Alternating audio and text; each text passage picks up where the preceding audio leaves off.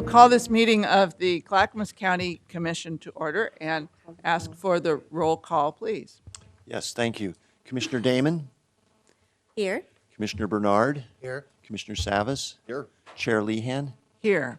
And I will note for the record that Commissioner Leininger is attending a meeting with Congressman Schrader regarding the Tiger Grant for the Sunrise, and as our representative at JPAC, and that's why she is not here.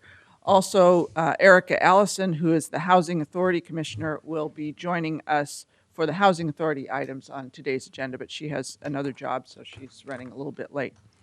And with that, I will ask you to rise and join us in the Pledge of Allegiance.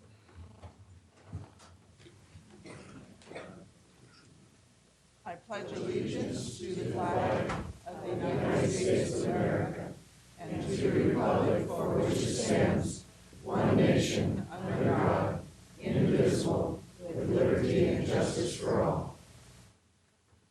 Great, all those people here. Yeah. Sounds good. And Is that Erica there? Erica, Yep. oh, Oh, it is. is her name tag up there?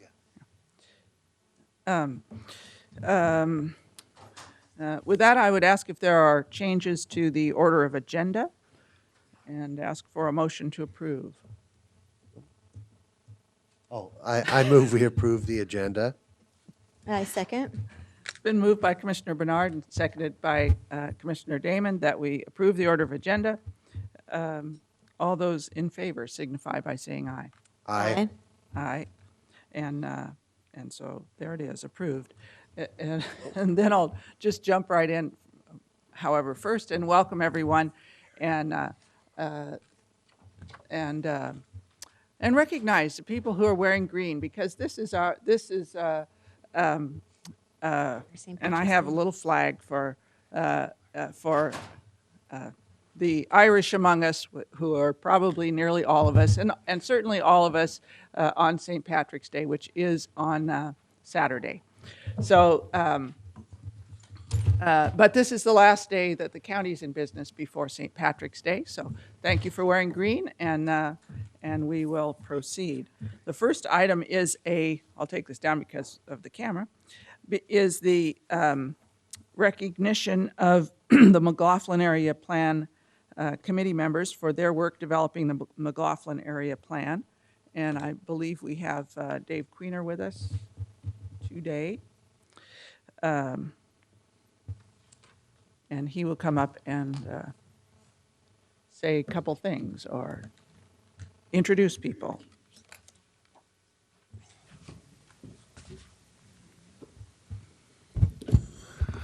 Good morning. My name is David Queener, and I'm with the Development Agency here at the county, and I was the staff liaison for the McLaughlin Area Planning process that's taken place over the last 3 years. This plan is a culmination of a lot of citizen involvement, a lot of community effort, and we're here today to acknowledge and recognize the MAP committees that have worked with us on this project. Without their tireless dedication and endless hours of involvement with this, I don't think this plan would have had the success that we've come to see with the final plan. Like I said, there's been many hours that they've put in, and many meetings, and their dedication was outstanding. So the main focus, I think, that with this committee was to ensure that the result really reflected what the community's aspirations were out there. And as a result of that, our final plan does outline those projects and programs that they envision to be completed to realize that vision. So I'm very happy with the work that they've done. And with that, I would just turn it back over to you to acknowledge the committee. And we do have, I think, 5 or 6 committee members here today. Well, I don't have the list of names, but I presume that you do, or Yes. certificates, or are they on? I have them here, so I can call them each up if you'd like. Yeah, if you could, Sure. could do that, or I don't know if are we going to call them up here for a photo? So, so the people who are here, why don't you read the names of the You bet. people who are here, and they can, I see Eleanor there and You Dick bet. and, Our chair of the MAP 2 committee was Ed Gronke, and he's here in attendance today. Eleanor Hunter, who is our vice chair of the committee. Lynn Fisher is here today. Jim Frisbee. Jerry Foy. Dick Jones. And Commissioner Savas was our chair of our Phase 1 committee, and he's obviously in attendance today. And those members not in attendance, unable to make it today: Annette Guariallo, Trish Nixon, Eben Polk, Pat Russell, Dave Sr., Susan Shawn,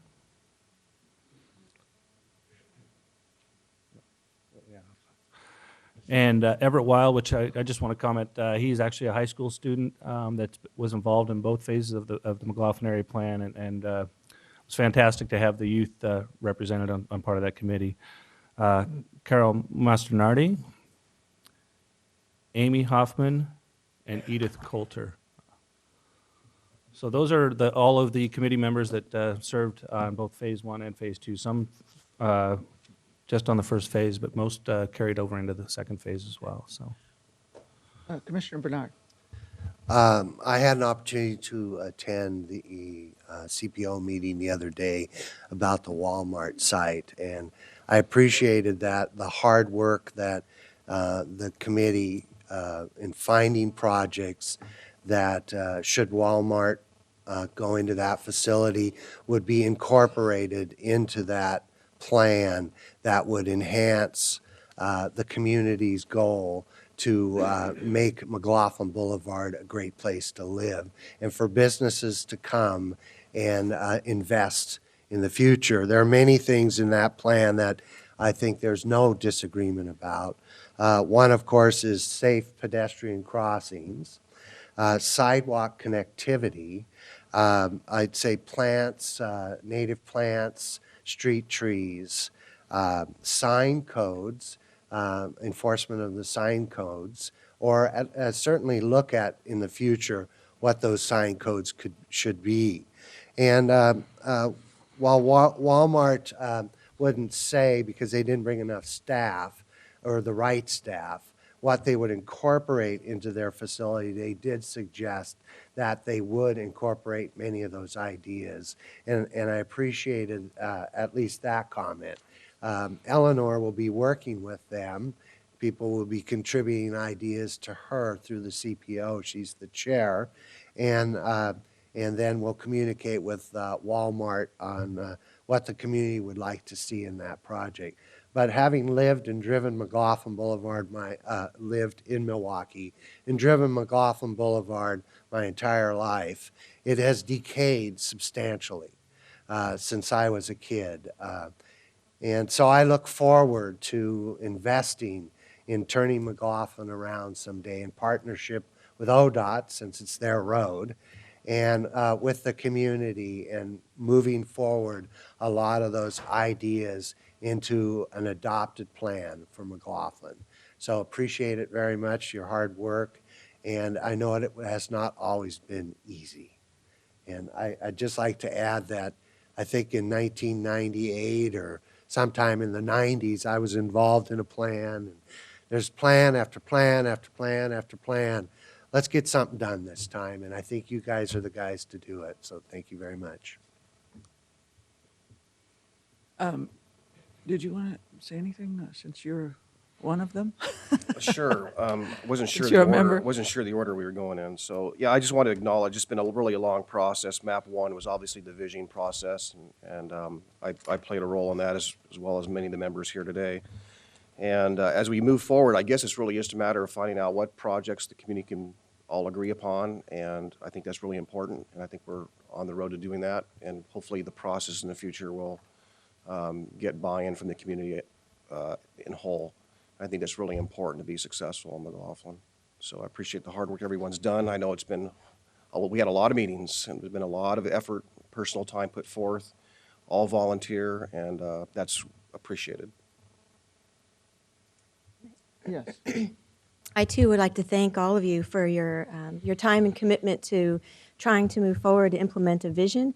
I'm not as closely, I haven't been as closely involved with this planning effort, given that I joined the county here rather late in the process, but I have participated in other efforts like this, and I know that without exaggeration, I would say that it probably involves thousands of volunteer hours in meetings, in reviewing materials, in talking with folks in the community.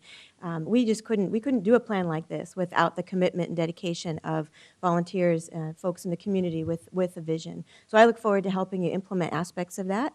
I hope we haven't burned you out and tired you out on talking about what the future of McLaughlin could be, because I think we still need you at the table to identify those projects where there's agreement and things that we can help to support and fund. So thank you for all your time. I would like to just add one thing, that a number of the organizations in the area go beyond the MAP committee itself. We have the Oak Lodge Community Council, we have the Jennings Lodge CPO, we have the North Clackamas CPO, we have the McLaughlin Area Business Alliance, and the Park Avenue Station Group that also played a role. So there's been a number of inputs that come from a variety of groups, and so I want to make sure that all those people are involved, here on into the future. And I concur with everything the commissioners have said. I've believed for a long time that McLaughlin is one of those places in the whole county that has some of the best potential to be better performing than it is. It could have a great future, and we're trying to move it in that direction. And your help is absolutely essential. With that, I think since we have a photo op, I would first ask all the people who are named, who have certificates here, to come forward and stand up here, and Commissioner Savas go down, and then we'll join them as well. But maybe just you guys first, and then also the rest of us. So let's.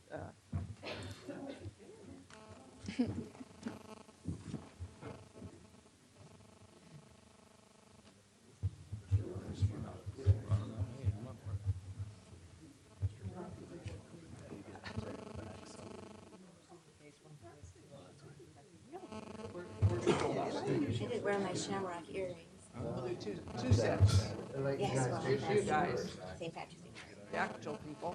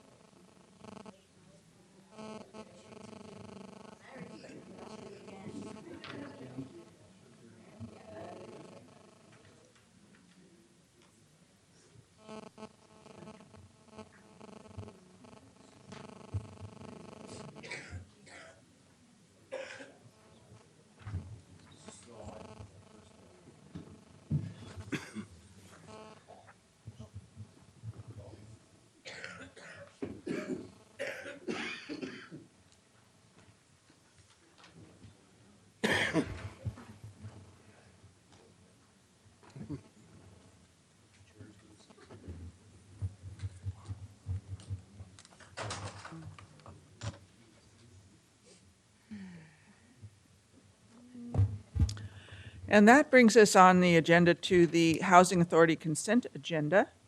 And for this item, we are sitting as the Housing Authority Board, and Erica Allison has joined us as a member of this board. So I would ask the clerk to read the Housing Authority consent agenda by title only. Okay, Housing Authority Consent Agenda. Approval of a contract with Epic Land Solutions to provide relocation services. Approval of a contract with Right Away Associates to provide relocation services. Approval to apply for a 2012 Resident Opportunity for Self-Sufficiency Service Coordinator Grant for the Department of Housing and Urban Development. And in the matter of writing off uncollectible accounts for the third quarter of fiscal year 2012. And that concludes the Housing Authority consent agenda. Okay. I would entertain a motion to approve. I move for approval. Second. It's been moved by Commissioner Allison and seconded by Commissioner Bernard that we approve the Housing Authority consent agenda. All those in favor signify by saying aye. Aye. Aye. Aye. Passes 5-0, which is unanimous. Thank you very much. And if you want to, oh, you're staying for the next piece, yes, also. That brings us to our public hearing today, where we are still sitting as the Housing Authority Board. And this is a public hearing for the Housing Authority of Clackamas County's fiscal year 2012 annual plan. And we have Terrell Anderson here with the Housing Authority to introduce this item, and then we will have a public hearing regarding it. I will say up front, though, that there's been a request from Commissioner Leininger, who's worked closely on housing issues, that we postpone the discussion until next week. But we will do the public hearing this week, and then she'll have a chance to review that before then. So, Mr. Anderson. Thank you. Good morning, Commissioners. Thank you for your time. We're here as an annual event to review and move forward for approval the annual plan of the Housing Authority of Clackamas County. This is a required process due to our primary funder, which is the U.S. Department of Housing and Urban Development.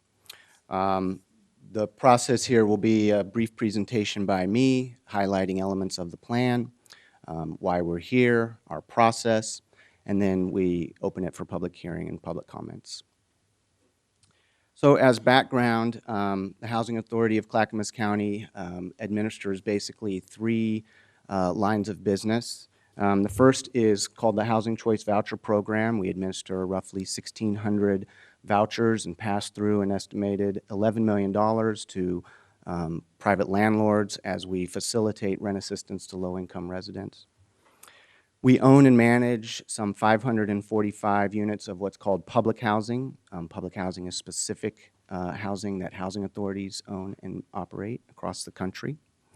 We also have approximately 375 units of affordable housing and special needs housing. We call this our local project portfolio. Those are our three primary lines of business.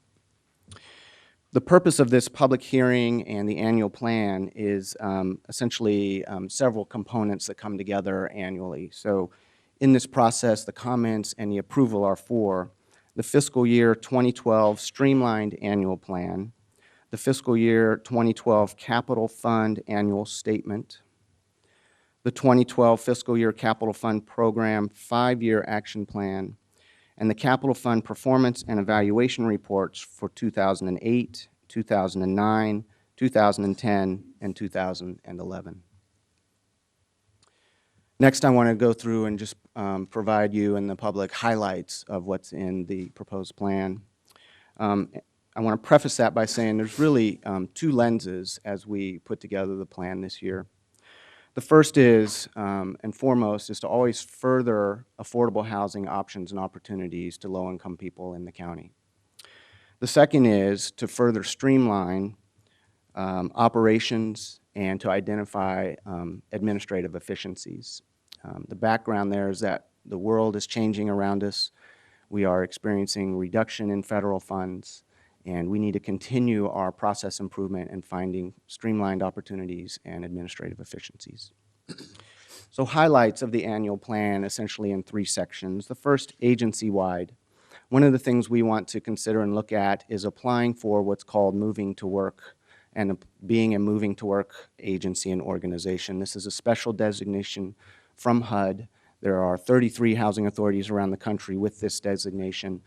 The goals of moving to work are to reduce cost and achieve greater cost efficiencies in federal expenditures. The second goal is to give incentives to families with children where the head of the household is working, is seeking work, or is preparing for work by participating in job training, education programs, and programs that assist people to obtain employment and become economically self-sufficient. The third goal is to increase housing choice. And when a housing authority becomes a designated moving to work agency, they're also afforded a number of relief to the rules and regulations that are very staff intensive. And the idea is to facilitate creativity, incentives, to be able to assist people in moving towards self-sufficiency. So agency-wide, we want to consider applying for this opportunity and consider being a moving to work organization. This would apply across both public housing and the Housing Choice Voucher Program. In the voucher program, we want to consider converting tenant-based vouchers to project-based vouchers. This is a process where we identify specific projects or units in operation where we might project-base what's called a tenant-based voucher. We want to consider this to facilitate other housing opportunities for people who perhaps have disabilities and participate. We want to be able to participate as a better partner with other health, housing, and human services programs such as behavioral health and participate in the 10-year plan to end homelessness by providing these project-based rent assistance, and our partners would provide wraparound services to the tenants in those units. We also want to seek to implement what's called small area payment standards in the zip codes for Lake Oswego and West Linn. Right now, our experience is that our clients have a hard time finding affordable rental units in those communities. And so by increasing the payment standard for those zip codes, we hope to be able to open some doors that currently aren't open and facilitate more options and opportunities in those zip codes. We're making some technical changes to what's called the Housing Choice Voucher Admin Plan. These technical changes have been vetted pretty thoroughly with Legal Aid. Legal Aid is a tenant advocacy group. We make sure every year that when we make any kind of technical changes to our administrative policies for admission and participation in the program, that we vet these very specifically with Legal Aid in particular. So we've got some technical changes that were presented in your board packet. I have some examples if you're interested later on. And in the voucher program, one of the items in the plan is that we want to research and consider a consortium for the Housing Choice Voucher Program. And I understand that there are some questions around that and some issues, and I think we'll hear about some of those in the public hearing that we can talk more about. In public housing, we'll move to implement our no smoking policy, which takes effect actually this April, but we're going to further advance that no smoking policy. We may open 2 or 3 of our public housing wait lists, and that's good news. That means that people have been moving through, that there might be some more opportunities in a couple of our public housing sites. We are also making some technical changes to what's called the Admissions and Continued Occupancy Plan. And again, this is what governs, if you will, occupancy and admission to public housing. Again, we've also vetted these technical changes with legal aid staff. You know, we always want to strike a balance of fairness and make sure that people are able to maintain their rights and their access to the programs. And I have some examples of those if you're interested later on as well. In terms of facilitating housing development and repositioning our housing portfolio and creating new opportunities for people to highlight, we want to consider submitting, we're calling it Group 2 of our scattered site portfolio, submitting a demolition and disposition application to HUD to sell some or all of the remaining of the scattered site portfolio. If you recall, we have permission to sell 21 of those units. We've made a good deal of progress in that disposition. It's time for us to look at what we call Group 2 and consider further dispositions of that scattered site portfolio. We want to consider further development, looking at development options at Clackamas Heights. If you recall, we made a valiant effort with a Hope 6 application to redevelop that entire site. We are in a fallback position a little bit since we didn't get that grant, and looking at other alternatives to developing that site. We want to be able to bring those forward to you for your consideration later in this fiscal year as well. We'll consider mixed use and mixed finance models in all of these projects or others that we do. That's a technical item we need to state in the plan. Mixed finance is a specific piece for HUD, which includes blending public housing resources with other private resources, essentially leveraging more resources to development deals. Let's see. As you know, we'll consider to look at other development opportunities in the community that we don't currently own. That means looking at different site acquisition of different properties, considering new development opportunities, considering acquiring existing property. Again, further facilitating new development and new opportunities for our clients. For our local project portfolio, as you know, we're undertaking the refinance and rehabilitation of Easton Ridge, our single largest property, 264 units of bond financed near the Clackamas Town Center. We expect to begin construction on that project this August and completion of that in October 2013. Also in our local project portfolio, we will undertake a physical needs assessment of the rest of our portfolio that will inform us as to the overall physical needs and improvements for that portfolio, and thus we can begin to consider a refinance and a rehab plan for those units as well. Those are the highlights that I wanted to share with you. Obviously, there's more in the plan, but those are the highlights of it.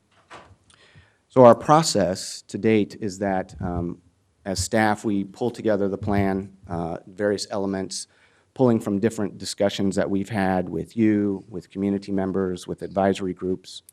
When we pull it together, we convene what's called our resident advisory board, present the plan to our resident advisory board and gain their comments. In previous years, we've held 2 resident advisory boards. It really depends on their preference and if they want to discuss things further. This year we held 1.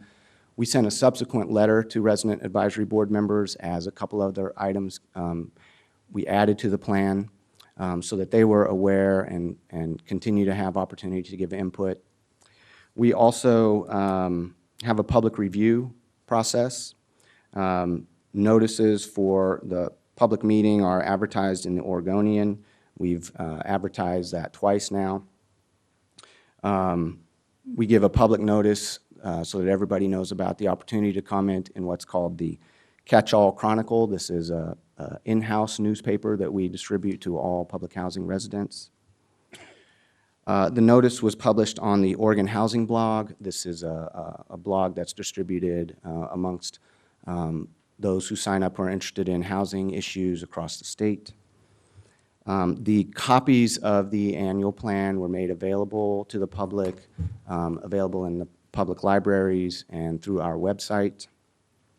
And then, again, comments were received by the staff at Legal Aid because we engage them and reach out and make sure that those comments are facilitated on a regular basis. At this point, I have to share with you 2 letters that came in after our public comment period closed, but I want to enter them into the public record so that they're part of the overall discussion.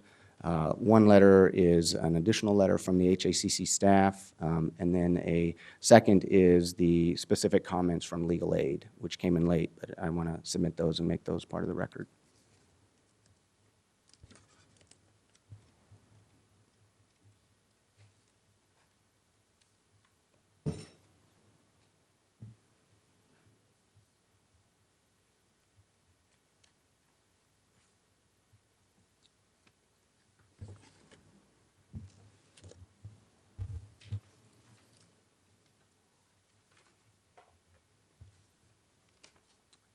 The next steps in our process to review here are to hold a public hearing so that people can give further comments on the plan.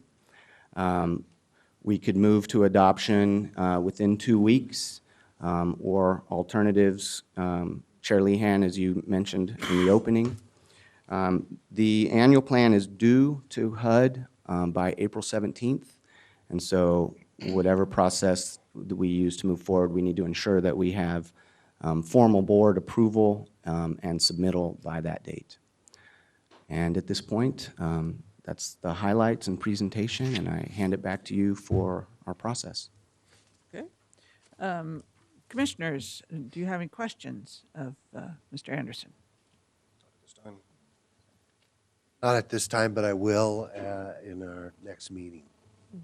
Okay. All right. Then, then with that, we will move forward to the public hearing. And I will open the public hearing. And if you have not had a chance to fill out a card, you should fill out one of these blue cards. I have right now, I believe, 6 cards on, to testify on this item. And the first card I have is from Martha McLennan. 2 at a time? 2? Oh, yeah. Yeah, I'll bring people up 2 at a time. So I'll call Martha McLennan and Gary Nepper, probably. I guess so. Don't know. And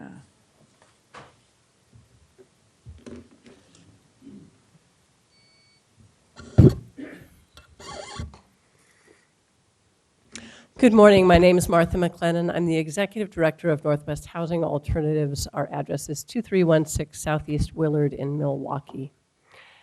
Northwest Housing Alternatives is celebrating its 30th anniversary this year, and part of its origin story was a creative strategy by the Housing Authority of Clackamas County to create a nonprofit to pursue one affordable housing development. The county government created a second nonprofit, and then those 2 nonprofits merged and became independent, and that became Northwest Housing Alternatives. With that kind of creative strategy, Northwest Housing Alternatives has gone on to serve thousands of households in this county. We currently have a housing portfolio of almost 500 units with several more properties in our pipeline for Clackamas County, about another 85 more units in Clackamas County right now in our pipeline. We have operated the Annie Ross House Shelter, which provides services to families experiencing homelessness, and served more than 40 families in that shelter last year. And we operate the Home Base program that provides eviction prevention and rapid rehousing services for folks experiencing or at risk of homelessness. And that program was able to serve 200 households last year. So I think I wanted to tell that story just to illustrate how a single creative action can have consequences down the road into the future that provide a lot of service in the community. Housing authorities across the country are faced with terrible challenges. Their funding has been flat or has been shrinking for more than a decade. There are many housing authorities across the country that are dissolving. There are housing authorities in Oregon right now that are contemplating dissolving because the amount of funding that they receive from the federal government is not adequate to perform the functions that they're required to perform. The annual plan that the Housing Authority of Clackamas County is presenting to you has some glimmers in it, some options within it for some creative strategies that can ensure that the Housing Authority will continue to serve residents of the county for years to come. And I think it's important to really seriously consider those opportunities. The first one that I wanted to talk about is the fair housing issues within the plan. The Housing Authority is really recognizing the changing face of Clackamas County, the changing demographics in Clackamas County, and the need to make sure that their programs are responsive to those changes. So doing the turn-back studies and the opportunity mapping, I think, will be really important. The second is project-based vouchers. And while my agency may be an applicant for project-based vouchers and might be a little self-interested in that, I think what we see is a lot of people who have barriers to housing who could benefit by having housing that is specially designed for them and has that project-based component. They may obtain a voucher right now in the system and then struggle to actually find housing. And if you'll give me another moment, I had one more point. Well, just quickly wrap up. Okay. Which is the issue of the consortium. While that's a very frightening concept to entertain, I think it really does provide some opportunity to explore ways to be more efficient. And I would really encourage you, the action of approving the plan doesn't move that forward, it just moves the concept and the opportunity of that forward. Okay, thank you. Gary? My name is Gary Napper. Can you hear me? Okay.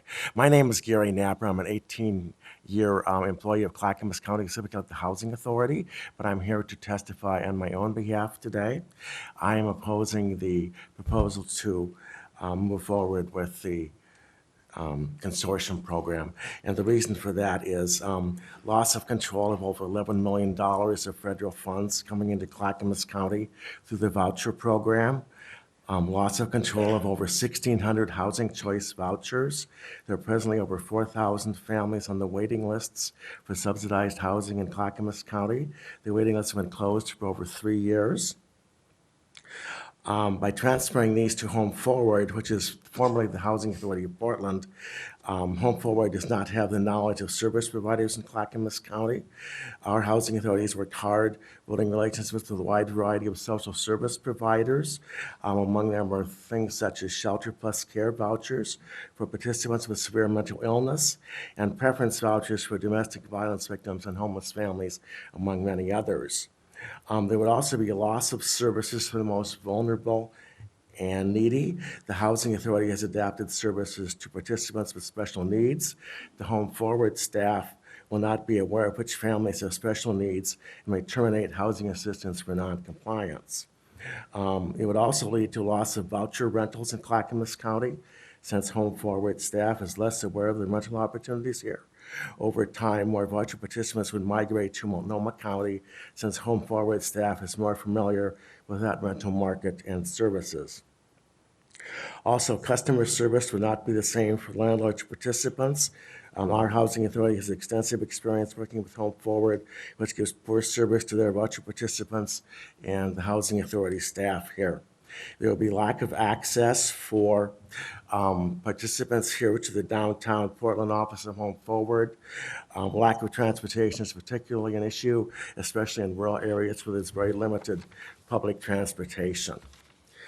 Cost per unit, when comparing the cost per unit of housing in the voucher program versus public housing, the voucher program is much more cost effective. Why would the county give away a program that is much cheaper to operate? Financial issues.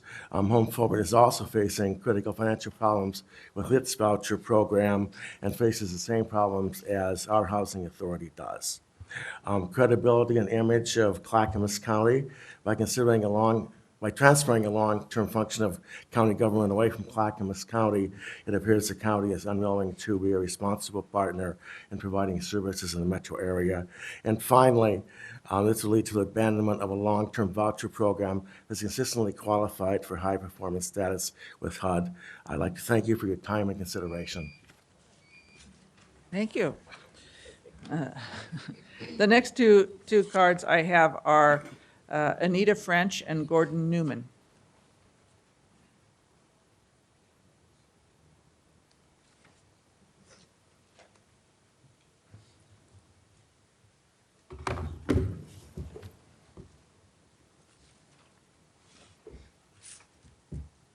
Want me to go Go first? ahead. Yeah.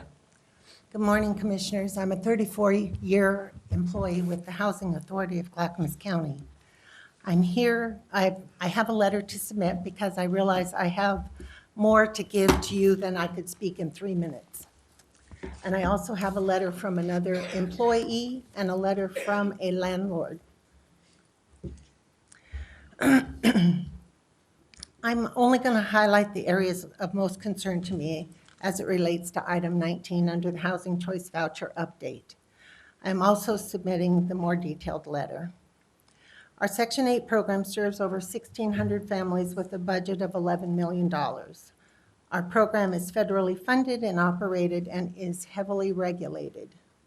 Since the beginning of the program and up until more recent, the federal government provided excess funding.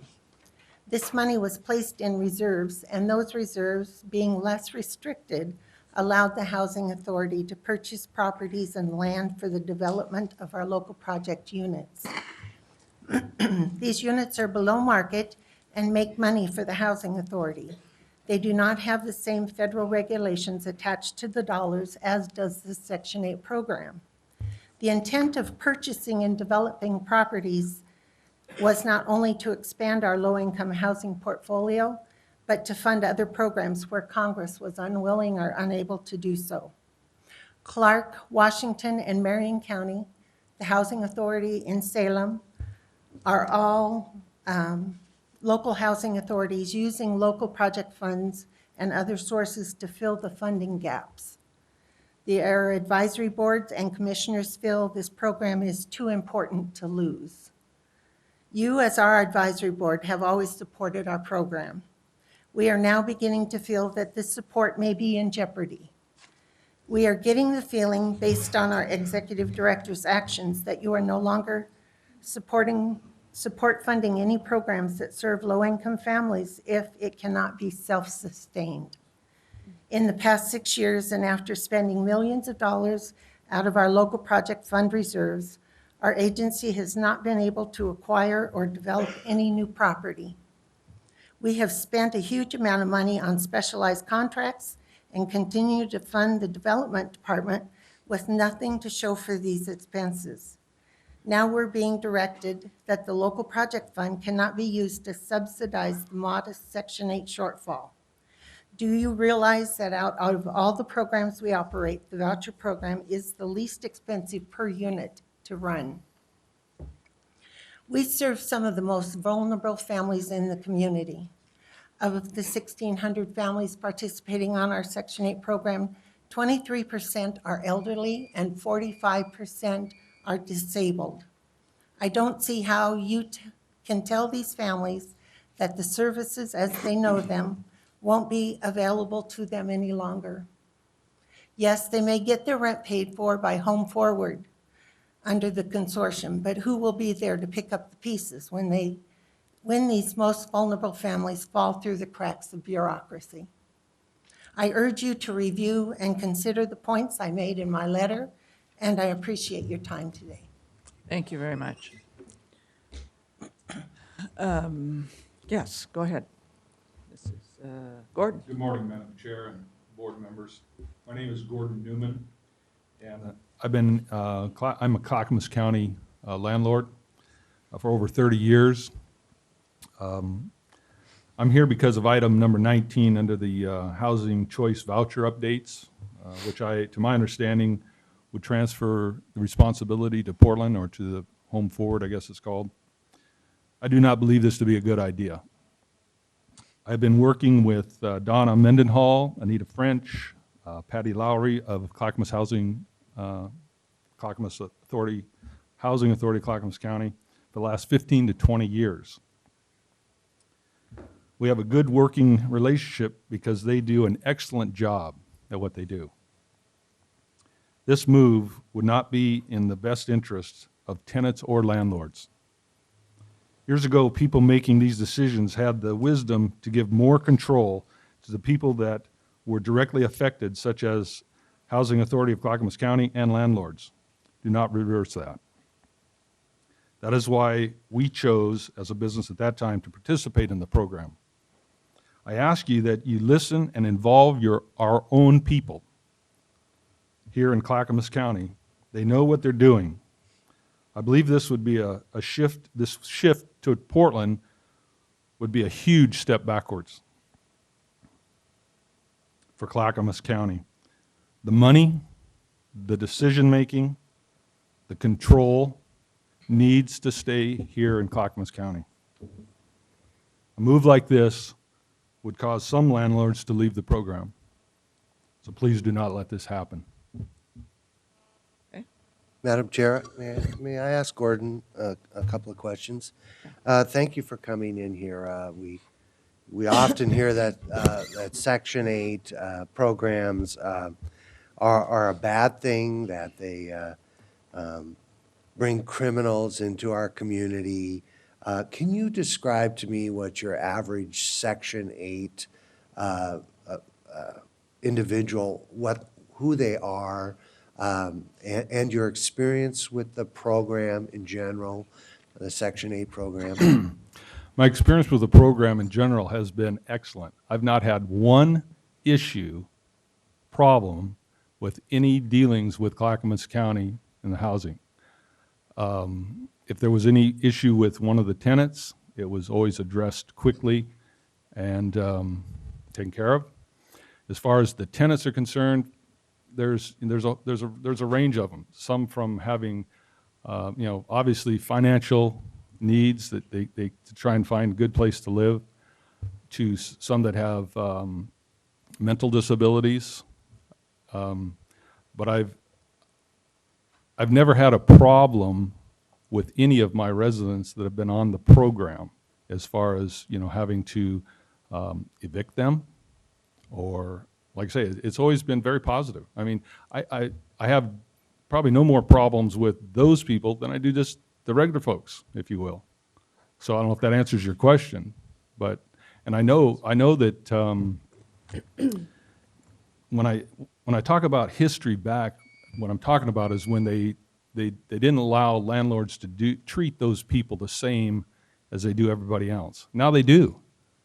And so, we have more control. And these people know what they're doing. I know what I'm doing. We need to leave it in-house. Great. How many years did you say? Well, I've been with this program for 15 or 20 years. I don't remember exactly, but I've been doing this business for over 30.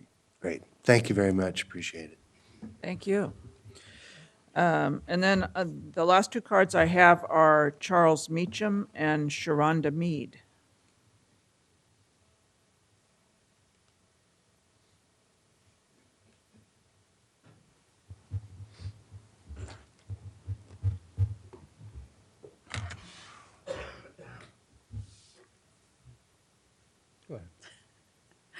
Hi, I'm Sharonda Mead, and I'm here about the consolidation or whatever for the Portland. I am actually a Section 8 tenant. I'm a single mom. When I first started with Section 8, I was a single mom of 5 kids, didn't have a job, my ex-husband abusive, and actually it was Anita French who helped me get on my feet and get things started and get things situated. Her, Patty, I mean, I can name many of them. From there on, I went to work for Coffee Creek Correctional Facility. In that time period, Clackamas County Housing Authority has been amazing with me. I mean, completely and totally amazing. When I had a friend who actually lived in Portland and was going through their housing program there, their housing program compared to our housing program is totally different because it's a lot more personal here. It's not easy being a single mom. It's not easy working in a correctional facility. And they made sure that not only I was taken care of, but my family was taken care of. They made sure that the typical housing places, you get what you get, and that's pretty much it. They made sure that my kids, because they knew how important it was to me, that my kids were in a safe community, that they had people around them that were protective. They didn't just put us, it wasn't like, hey, you're gonna go live in this place because this is where your means fit. It was more like, okay, you need to get on your feet, you need to do this, you need to do this. So that way these things are provided to you because we know how important your kids are to you. They didn't take it as, okay, you're, like a lot of people say, them people or the women that are on Section 8. I've heard many stories. I've been judged, I've been put down or whatever, but they never once put me in that category. Since then, I was put on medical leave. They helped me through that. I got married, gained a few more kids. They're amazing and helped me through that. It's a blessing having it here and they actually care about who you are and not a number or the financial means or anything like that. I do agree that a lot of people that are on Section 8 take it for granted to some extent. And I do find it hard to find a house a lot of the times. And if the financial means that are handed to Clackamas County to help people continue to find housing that fits them, their family, it's going to jeopardize Clackamas County. I love Clackamas County. If we were to move it anywhere else, I would move as close to Clackamas County in their little circle as I could.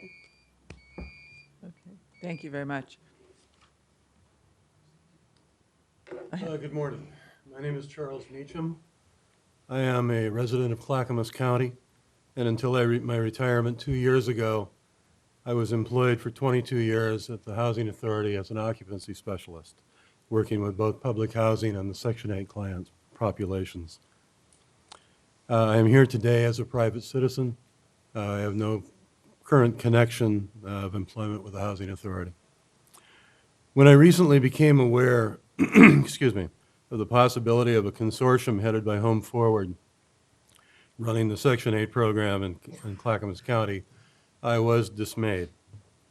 I have always taken pride in being part of a program which was not only efficient, effective, and a consistent high achiever, but one which also operated in a humane and caring manner by a staff of highly qualified professionals. I've had many opportunities over the years to have discussions with clients and landlords about their experiences with the Housing Authority of Portland, now known as Home Forward. Their impressions were almost universally the same. They reported that they were treated with arrogance, rudeness, inefficiency, lack of concern for timeliness, and as merely one more cog in a large machine, too impersonal to care about any individual's needs. Clients would move to Portland and return because they were no longer willing to accept the treatment they received. Landlords would refuse to work with Housing Authority of Portland because of poor service and would need to be convinced that we did not operate the same way, that they would have their phone calls returned and answers given to their questions and concerns in a timely manner. I believe that a consortium headed by Home Forward would bring the same level of service to the residents and landlords of Clackamas County. And once established and the operational structure of the Housing Authority destroyed, would become permanently ensconced as the voucher program operator in Clackamas County. I don't believe this is the service level for county residents that this board has advocated in the past or should settle for in the future. I ask that you give this proposal serious thought and direct Housing Authority management to discontinue its pursuit of this change and to concentrate on further economies and to reprioritize spending within its current structure. Once this program has been shifted out of Clackamas County control, it will be extremely difficult to regain. And over time, the services and over $11 million of financial benefits to the community will shift to Multnomah County. The residents and landlords of Clackamas County will be the losers, and the people of this county will wonder why. Please don't allow this to happen. Thank you Great time. very much. Thank you for your service to Clackamas County. You're welcome. Enjoy your retirement. And that's all the cards I have on this item. If there's anyone else who wants to testify, they should come forward now. Otherwise, we will close the public hearing, and I certainly appreciate all the compliments on the program. We do have a request from Commissioner Leininger to hold the commission discussion until next week, after she's had a chance to listen to this testimony. But I would say if you have any questions, if anything has raised questions of Trail, you could ask them now, or we could hold that as well. In any event, I need to have a motion to continue. Madam Chair, I move we continue the discussion portion of this hearing to March 22nd at 10 a.m. in this room. I'll second that. Been moved by Commissioner Bernard and seconded by Commissioner Savas that we continue the discussion portion of this hearing until next week. And I'm sure Trell will be here again then also. And so is there any discussion on the motion? Nope. Hearing none, all those in favor signify by saying aye. Aye. Aye. You said aye also, yes. Passes 5-0 unanimously, and we will proceed to next week for discussion on this item. But again, thank you to everyone who came. You're welcome to come back again next week, but we won't have the public hearing portion next week. It will just be discussion. So that brings us to discussion items, which we have none scheduled, and after that brings us to citizen communication. And I'll just hold up a little bit so that the people who were here for the public hearing have a chance to leave. Wow, they were mostly for the. Thanks, Erica.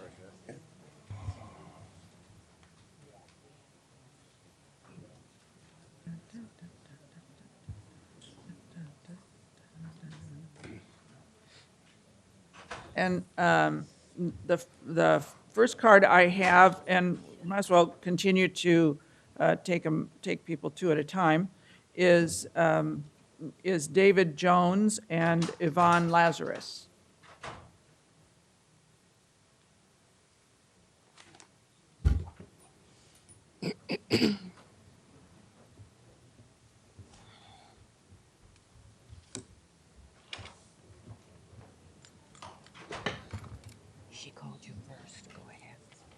Hi, my name's David Jones. I'm a resident of Clackamas County, 21010 South Redland Road in Oregon City.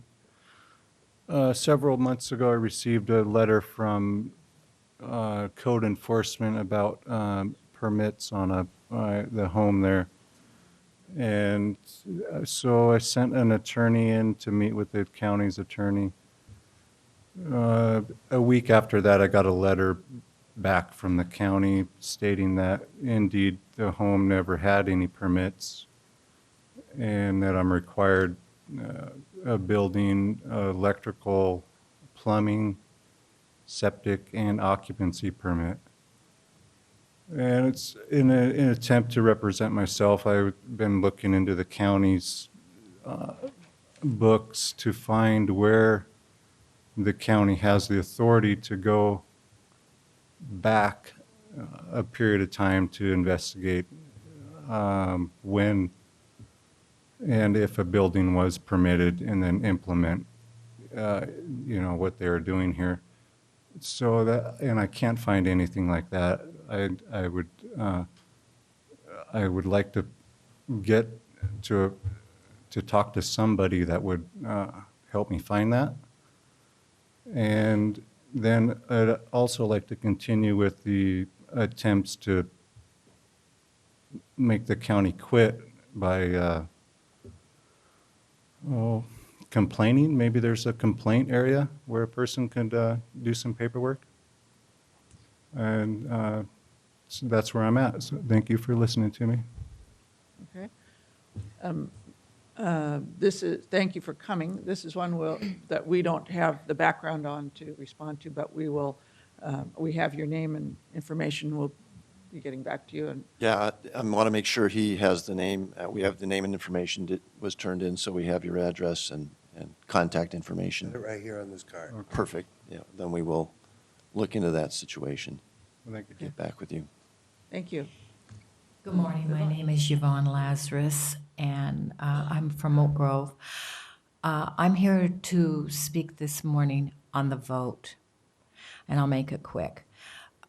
We need to know who we're voting for. This has been a real educational year for me, and I hate to admit this. For a very long time, I voted party. We're going to have local voting. We're going to have national voting.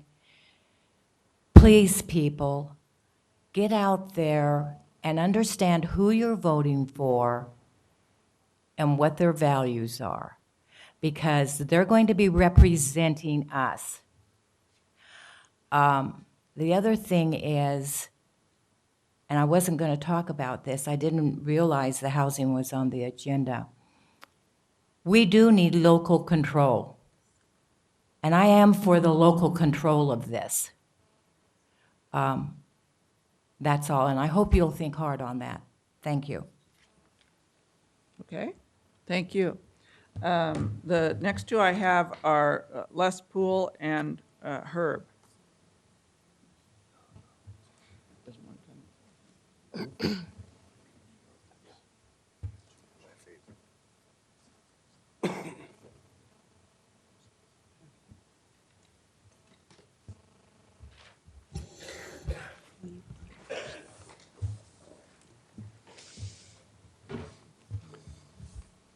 Les Poole, I'm here once again. I think I've been at probably 30 of the last 31 meetings. I'm from Oak Grove. Obviously, you've got my name on record.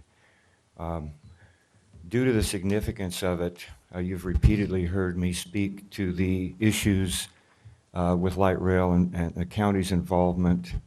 And I just want to make some points. I have spoken with an attorney about an issue that I've brought up here before.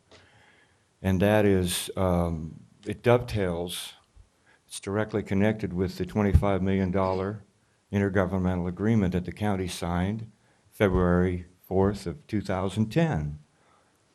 I encourage you and the viewers to go online and watch that video. 6 times Dan Johnson calls it an agreement. The attorney I spoke with has reviewed the agreement and certainly believes that it's a little bit shaky because it was based on a 60% contribution from TriMet and 40% from the partners, being the local entities. At the time, TriMet had been informed they were only receiving 50%. The project has been hung up, and one of the big hang-ups has been the funding shortage. Well, that funding shortage started right there. Actually, it started years ago when the effort to take the undesirable end of the line and the parking, get it out of Milwaukee and send it down the road somewhere occurred in a declining economy. The land use final order made it really clear that 1,200 vehicles would be removed from the road. And the price for that was about $1.5 billion. I can assure you that the land use final order signed by Metro President Bragdon, July 24th, 2008, that includes a provision for a minimum operating segment, that land use final order is definitely a contract, and it supersedes and should be followed. And the last sentence in it refers to following the LPA report. I want to share something with you. I went to the open house in Milwaukee. The brochures that TriMet has presented about what's going on at Kellogg Lake and the trolley trail are specious at best. They pale in comparison to this article from the Clackamas Review. And this bridge, this low-budget design, is what I filed the LUBA appeal about. By the way, July 15th, 2008 is when Milwaukee signed a resolution endorsing the option of ending the line elsewhere if the funding wasn't there. And all of this can be found in the environmental impact statement. Thanks for your time. Thank you. Members of the Commission, thank you for allowing me to speak tonight. Mr. Bernard, you had in a few Could you meetings just ago. give your name for the. My name is Herbert Chow. Thank you. You had referred to the article of post facto as a reason for not allowing any changes in the IGA agreement. Do you recall that? Article 1, Section 10. Right. Now, do you know that the Supreme Court has declared that that only applied to criminal acts? Actually, if you would like to look at a case be happy to give you the case in the state of Oregon Supreme Court on the state police versus the state of Oregon on the PERS.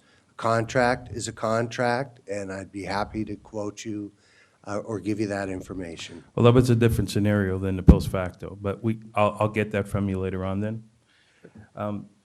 He had quoted on July 15, 2008. Would you agree that you said you had no potential conflict of interest, or you had a potential conflict of interest? I don't remember specifically the date, but actually, I'm not going to answer those questions. Okay, as well, you- let me I'll be go ahead happy and to just later. play it for you, so, Okay. as a reminder for you.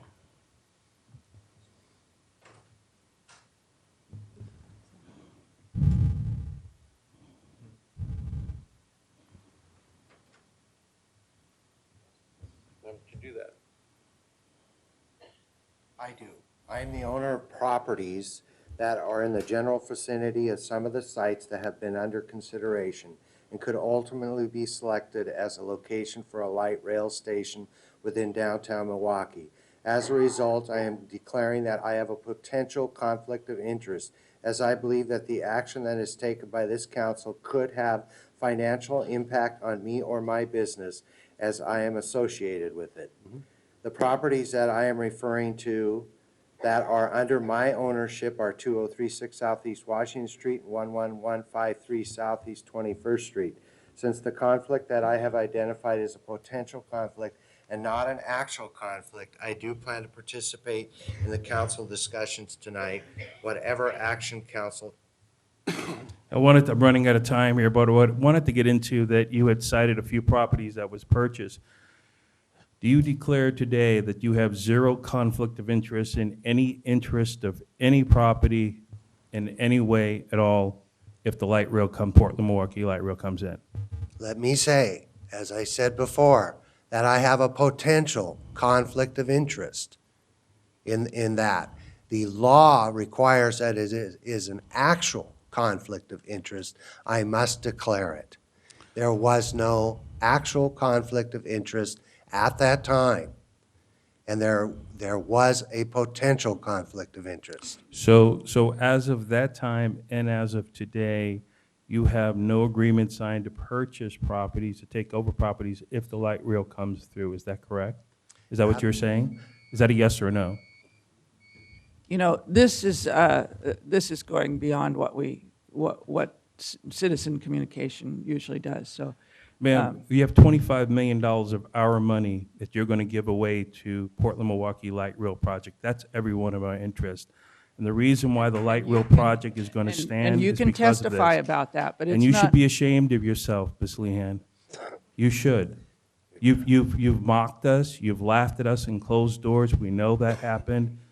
And you sit here today and you tell me it's none of our business? No, I said we're not I doing asked him a specific question, he refused to answer it, yes or no. That means yes. It doesn't mean anything. Thank you. Thank you, Herb. And also, if you wouldn't spend the time bashing people like Sherry Hall, who's a decent human being, when you don't get your way on the initiatives like 3-388 or 3-389, that would be nice. You're completed. The next person I have is Jim Knapp.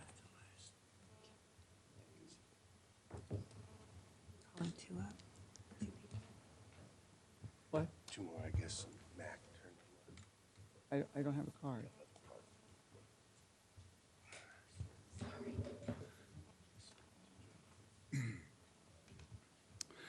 Good morning, Commissioners. I'm Jim Knapp, one of the three petitioners of the light rail right to vote. It's a great day for the voters of Clackamas County. Fellow volunteer citizens have secured the right to vote on the Milwaukee Light Rail. It's qualified for the September 18th ballot. I want to personally congratulate the hundreds of petition gatherers that donated their valuable time to make this happen. However, the job isn't complete until we have achieved final victory. Voting is not a privilege. It's the right of a free society. today, after months of citizen testimony, whether it be on the Selwood Bridge, urban renewal, or now the light rail, the right to vote has fallen on deaf ears. Your lack of action has inspired me to take a leadership role. I have announced my candidacy March 6th for position number 3 on this board. I will pursue this effort to the best of my ability. Thank you for your time this morning, and thank you for pushing me off the fence. I made up my mind. Thank you, commissioners. And Paul, we finally got that poll that you wanted for the commissioners. We had 11,885 signatures that were qualified yesterday, or today, I guess it was. So thank you very, very much.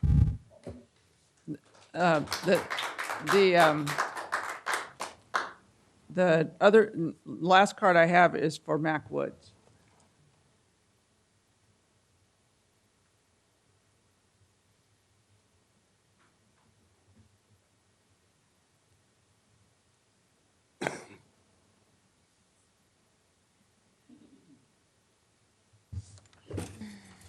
I may need some help here because I have some information for you commissioners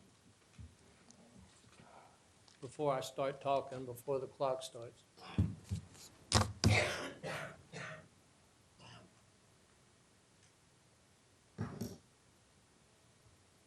2 different groups there.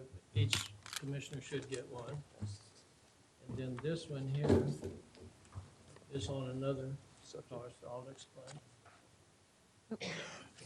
Thank you again. And I probably, if I could get some help from somebody, I could, on holding this up where the camera goes to. Two different So the camera can see it. I'm kind of new at this kind of stuff. Which camera will be showing this? We can't tell. They'll figure it out. All right, I'm sorry. I just want it to be clear and accurate so the camera's videos can zero in on it. Oh, I'm sorry, I'm Mac Woods. Get that clock started. I want it to be clear, accurate. I've gone on many times about honesty, accuracy, and truthfulness, and that's what I have here today. I have some public records. Finally, me, Mac Woods from Canby, I've been coming to your meetings for about a year now, and that is nothing compared to some of the elderly folks, patriotic and dedicated friends I've met right here now, and they're still here, older than me. I still believe in the Constitution and the freedom we still have. I've learned a lot in this past year that I've been coming. I've listened to all you commissioners and watched you vote. I've seen the good, patriotic, and hardworking good people in Clackamas County vote down what you have passed. What is your purpose for what you are doing? You spend thousands of dollars on Measure 388. The voters told you you're confused after you sent out the flyers saying they were confused. I don't get it. Now I've heard a public servant right here in this room just spoke, ask Mr. Bernard to recuse yourself for voting on light rail because Bernard Garage you own and you tell us it's legal. We have to believe what you tell us. I hope it's legal. Also, we listen to all your heartfelt family stories, goes on longer than 3 minutes sometimes, about how you inherited it from your dad, your business, the Bernard Garage on that Block 37. Do you not know if light rail went through, it would be taken out by eminent domain if the rail should come through? Now I have more questions than you have given answers. More specifically, I have learned more as I share these public records that are available to anyone. I've gotten copies from the title bank about the properties and also from the public tax records. It's supposed to be accurate. It's open to the public. This I share with you all today and the public too. Difficult for accurate discovery, yes, very difficult. And my question is only why, Mr. Bernard?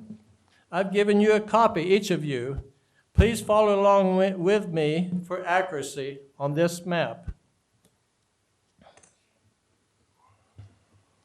I've been a realtor for about 32 years, since I retired from the United States Navy after over 20 continuous years serving for the freedom you still have.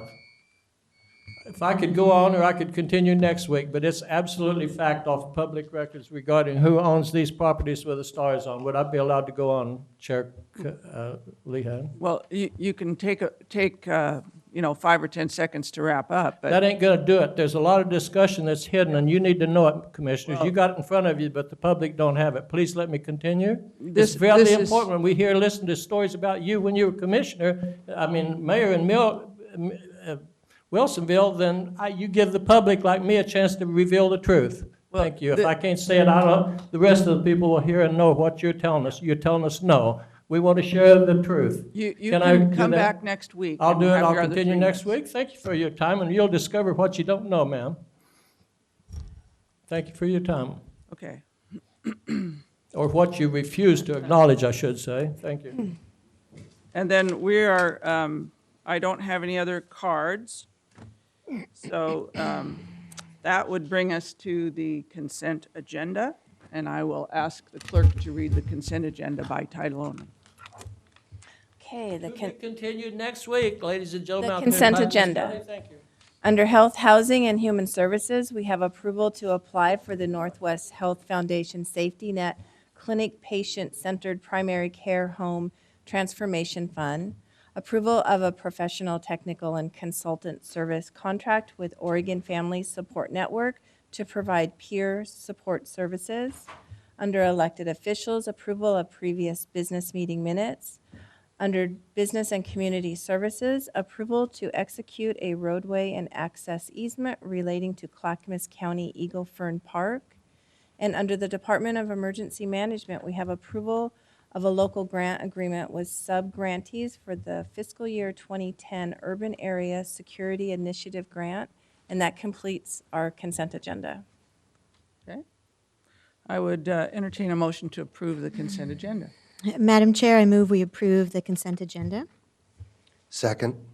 It's been moved by Commissioner Damon and seconded by Commissioner Bernard that we approve the consent agenda. All those in favor signify by saying aye. Aye. Aye. Passes 4-0, which is unanimous. And that brings us to Commissioner communication.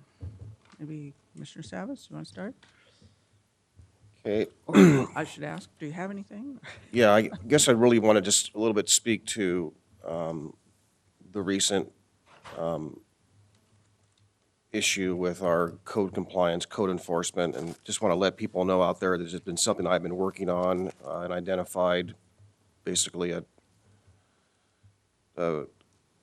don't believe it's deliberate, but there's a system in place that kind of puts, I think, a number of our citizens in jeopardy and creates hardship by virtue of anonymous complaints for really non-life threatening, non-victim type building code, whether building code violations, whether they happened or they're not up to standards as a result of a construction standards that were dated back in the 40s or the 50s and the 60s, 70s, 80s, and currently. But I really think that we need to establish a better policy in Clackamas County as to if something was built 20 or 30 or 40 years ago and it met standards back then, it's been in existence, we've been collecting taxes, that we ought to somehow have a mechanism in place that acknowledges that.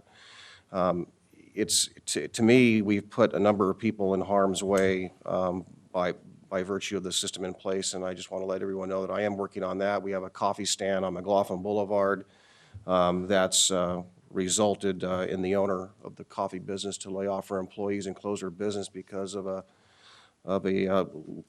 code enforcement action that was taken against the property owner. I know we want to be business friendly in Clackamas County. I believe that is an interest of Clackamas County. Is certainly genuine. I'm certainly genuine to that cause and want to be an advocate for business and to actually help people maintain their jobs, help businesses grow, help businesses move to Clackamas County, and be proactive in making people successful and prosperous. And I think we do that by working with and being partners with business in Clackamas County. I think that's really has to be really clear, not only in our statements, but also in our policies. We need to change our policies within to be consistent with that. And I just want to let everyone know that I'm advocating for that. And we've been successful, at least I believe, in getting a resolution to at least the coffee cart stand. That's not a mobile vending unit, but is actually a fixed building on McLaughlin Boulevard. But we have many more out there, and again, I hope to have a meeting with staff today, later on today, to try and work on getting resolution of that. So no longer can one anonymous complaint cause so much hardship to one particular person or business.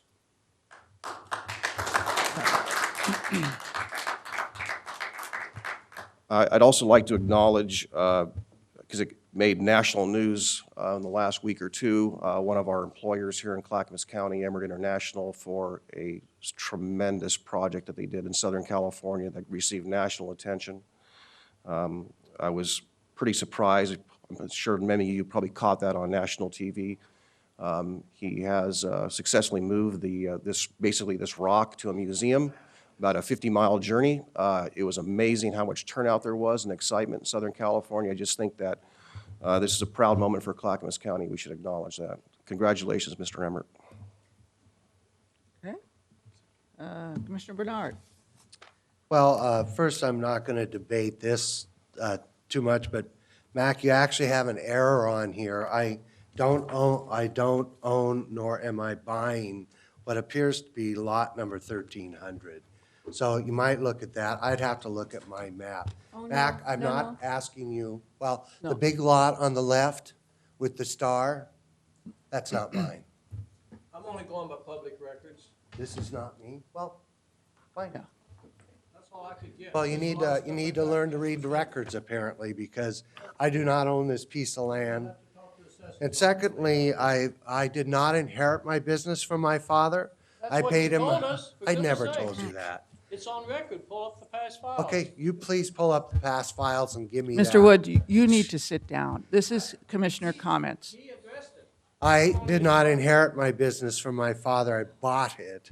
I started after I graduated from college when he was recovering from cancer. I have owned these properties. The business has owned, Bernard's Garage Incorporated, has owned those properties for decades. My grandfather built one of those in 1935, the garage in 1925, expanded the garage again in 1935, and a little further in 55.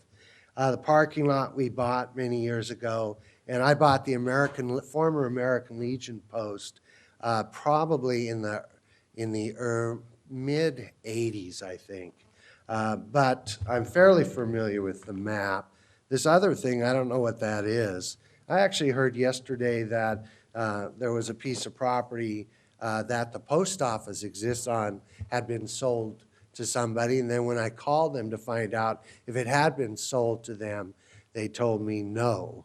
So that's owned by the Shipley family. Having been there since 1925, that'd be 86 years. Most people know what Bernard's Garage owns. I am buying, however, property from myself. I am converting from a C corporation to an LLC. So for the second time, I'm buying the property once from my father, once from myself, to move it into an LLC. That's MDDA LLC, if you want to look it up. MDDA LLC takes a 10-year process, which will save me about 50%, in taxes, which any of you would, of course, do. I have declared many times my potential conflict of interest. So just to be clear, yesterday I had a meeting with TriMet down at their office on Holiday Street. I did find an impact on my property. It will not cause any building of mine to close, but it will impact the door entrance to what we used to call the parts room, and which is now a front office. That sidewalk will be lifting 1 foot, which would, of course, make opening the door and going inside an impact. They will have to compensate me. My building that is currently a restaurant supply facility, or they repair equipment next door, which I call the shed, built in 1935 and was a bus garage for the school district many years ago, will also be impacted. They will have to compensate me. I don't know if I'll be able to rent that building ever again. It's 3,000 square feet. It's a shed without a bathroom, barely has electricity in it, and mostly over the years, we've used it for storage, and it's been an antique car sales lot. It will have an impact on the front of my building on Washington Street. Now that the 80% design is done. I did not know about any of this until yesterday when they showed me. However, they will have to compensate me, as they would any of you if you were impacted by light rail or anything, a highway, a roadway, a sewer line. I think it's a negative impact. If I can't rent my building, I can't access my office, and it's going to impact, there'll be a bus stop in front of my business. It will negatively impact my building. So this is why I've always declared a potential impact. The argument has always been, I'm going to get rich off of it. The truth is, I'm going to be negatively impacted by this project. I would support light rail, and I said it in 1998, Dan Holliday with the camera. In 1998, Bernard's Garage has been there since 1925, and I'd be more than happy to relocate because I support light rail so much. I'm proud of light rail. I'm proud of bringing it back to the table in Clackamas County, and I'm proud of the contract which we have with TriMet and the Constitution protects. So thank you for filming this. I'm sure you'll edit out the bad stuff and put the good stuff in. And thank you very much for attending today. Okay. Okay. Commissioner Damon, or was that all you were? I'm done. That was enough. This is comment period. So on Sunday, I went to Elmer's for breakfast in Clackamas, and I happened to pick up, because it was sitting on the table near me, the Sunday magazine section of the Christian Science Monitor, which the cover story, if anybody saw it, was the civility gap. And there were multiple articles within this magazine about the decline of civility in the United States. And I would hope, I mean, this is a call out to all of us here in Clackamas County. We have really challenging issues in Clackamas County. We are divided, in many ways about light rail, about who we want to be as a county, where we're going, how much we want or don't want an agenda that is embraced within the urban growth boundary. We have a lot of choices to make, and I would hope that we can have this conversation, these very difficult discussions, in a civil manner. And that's what I would put out there. The one promise I can promise to all of you is that I will treat all of you with respect, even if I disagree, and if you disagree with me. And I think that, if you haven't seen this article, I would really encourage you to take a look at it, because it isn't unique to what's happening in Clackamas County. It's across the nation about this lack of civility. It's fueled by blogging, where there isn't accountability, where people just get to be mean to each other. And I think that we need to rise above that in order to resolve these challenges we have in the county. So I just want to put that out there. So the two things I did want to talk about, one is last week I was very pleased to report that I had participated in a job fair that several counties had put on together, and that we hadn't had a job fair for several years because we haven't had any jobs. And since then, I've actually talked with several folks who saw me speak about all the jobs that were available in the county, who's hiring right now, last week. And actually Comcast talked with me and said, we have 85 jobs available right now as well. So I told them I'd put that shout out that Comcast is hiring also. So the community of the week that I wanted to highlight is Molalla.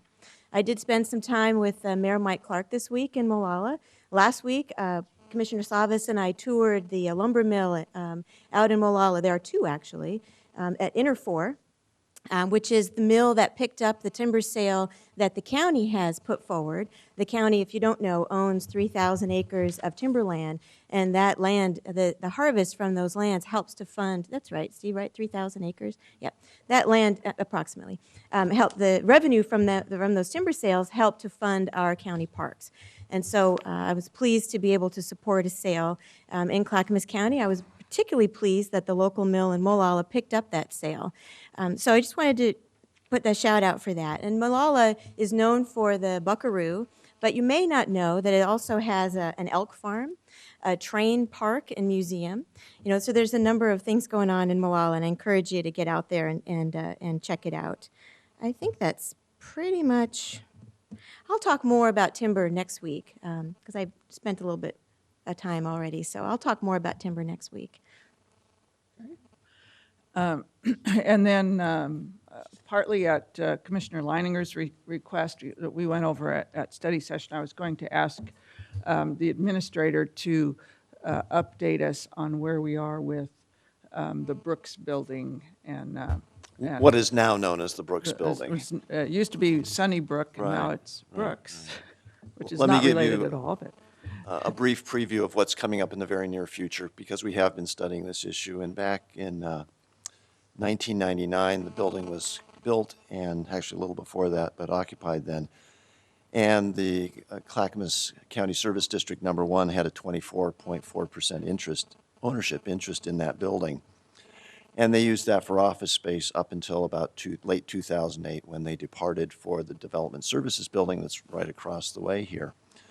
In 2002, and we've been researching this and trying to reach, find out how we can handle this situation in a fair and equitable manner. So what our research has led us to understand is in 2002, the ownership interest was reduced to 18.4% because the county purchased back some space that was being used by CCSD Number 1 at that time. And then again, in late 2008, the service district did vacate Sunnybrook. It's now appropriate for the county to purchase the remainder of ownership interest back from CCSD Number 1. And we will be bringing this forward in a couple weeks on Tuesday, the 27th, in a study session for some more details. So this is just a preview, but we did a evaluation of the building in late 2008 when we left it, and it was, and we applied that to the 18.4% ownership. So we're coming up with an approximately $1.7 million, approximately, that is owed back to CCSD Number 1. And we'll be recommending a mutual purchase and sale agreement between the county and the service district with interest, and we have an interest that will be applied to the balance of that and terms to go forward. So this, I'm really happy to say that our research, doing the appraisal that we had to do on the building relative to 2008, is bearing fruition, and we're ready to bring that forward in the very near future. I think it's going to be good for everybody. thank you.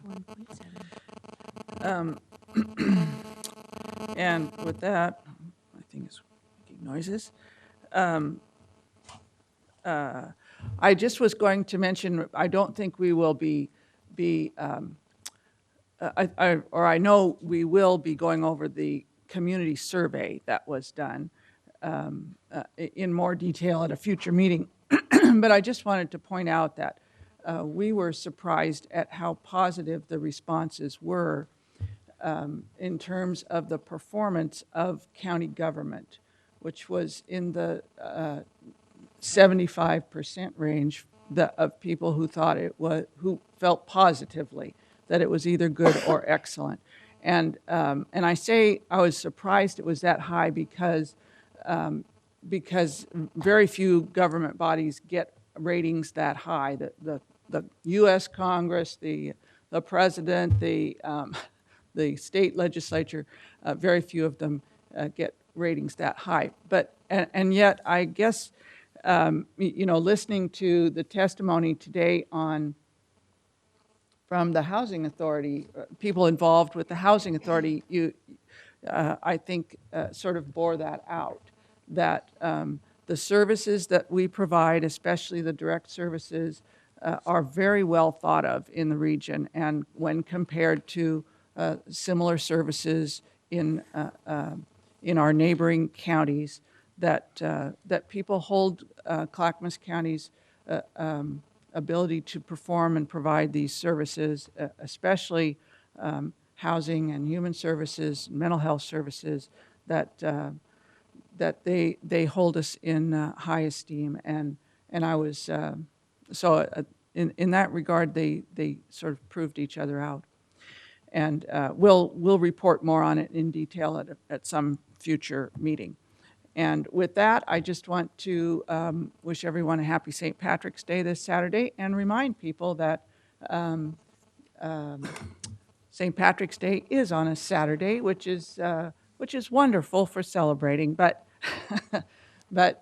do be careful, because you might want to go out and enjoy some green beer or something somewhere. Be sure that you have a designated driver, or arrange for a cab or some other transportation if you're out celebrating this weekend for St. Patrick's Day. And otherwise, remember to wear green, and here you go.